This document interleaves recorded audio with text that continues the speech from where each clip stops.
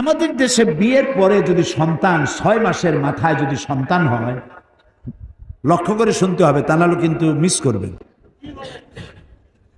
বিয়ে করেছে 6 মাসের মাথায় গিয়ে বাচ্চা হয়েছে।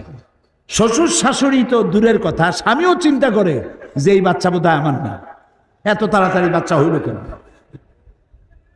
কি বল?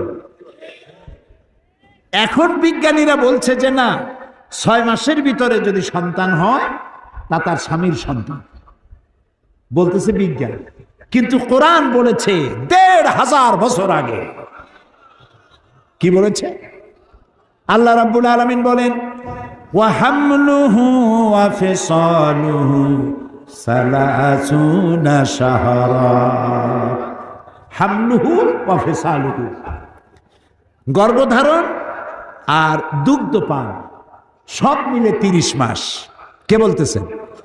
আল্লাহ। সব মিলে কয় মাস? 30 মাস। দুধ খাওয়াবে কয় মাস? হাওলাইনে কামেলাইন, 2 বছর। 2 বছরে কয় মাস হয়? হ্যাঁ, কোন না তাড়াতাড়ি, ও অঙ্কে ফেল করেন না। 2 বছরে 24 মাস। তা আল্লাহ তাআলা আগে কি বলেছেন? ওয়া হামলুহু ওয়া ফিসালুহু সালাসুনা শাহরা, 30 মাস। 30 মাসে 24 মাস গেল দুধ খাওয়াইতে, থাকে কয় মাস? 6 মাস। এই 6 মাস গর্ভ, সর্বনিম্ন গর্ভের বয়স হলো 6 মাস। এটা বিজ্ঞান এখন বলতেছে, আর রাসূলকে দিয়ে আল্লাহ বলেছেন ১৫০০ বছর আগে।